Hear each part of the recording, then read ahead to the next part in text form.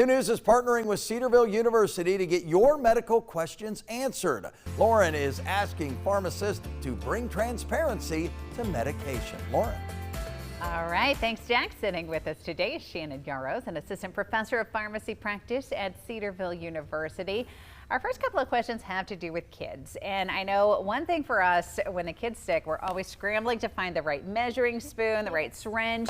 Do you have to use that specific dosing cup when they're getting their medicine, or can you just use a kitchen spoon? Sure.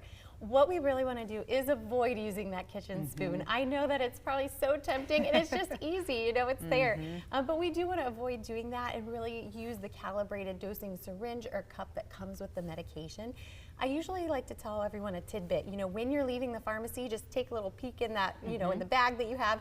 Just make sure you have that syringe or cup that you can use to give the medication to your child, because we want to make sure they're not getting too little or too much. Does it need to be the one that comes with that specific medication, or any other medication is okay? Usually they'll give you one that comes sometimes with that particular medication, but as long as it is calibrated from the pharmacy, you should be able to use those. There is some caveats. Some medications do have specific dosing, you know, utensils that come with them that are calibrated. In that case, you would want to use those, but for the most part, as long as they come from the pharmacy. All right. What should someone do if their child spits out or vomits their medicine? We definitely have that problem from time to time. Yeah, you know, that's really challenging.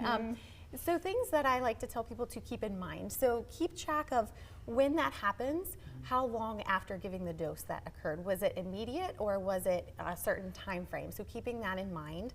And also, is it a liquid? What dosage form is it? You know, liquid, tablet, is it extended release, something like that. If it's a tablet, do you see it? Keeping that in mind as well. What you would want to do is really talk to your pharmacist about this, because sometimes it depends on what you're treating, what the medication is. Some medications have what we call a very narrow therapeutic window. So maybe we want to make sure that we're not giving too little or too much.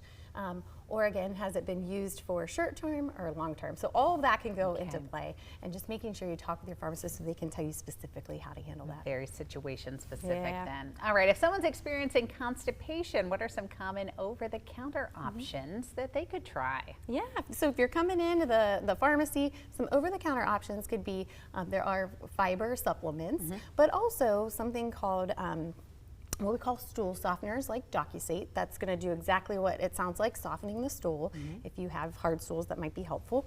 Also, we have osmotic laxatives, so those are going to bring some fluids into the intestines, kind of bulk up the stool so it's more naturally passing. And then there's also some stimulant laxatives that stimulate your intestines to kind of cause that movement. Those are usually used more sparingly, but talking to your pharmacist about your symptoms that you're experiencing, they can help guide you in what to choose. Okay, I know a lot of people have fall concerns. Can certain medications actually increase your risk of falls, and what do you need to do about that? Yes, some medications can, and it's really associated with some of the side effects.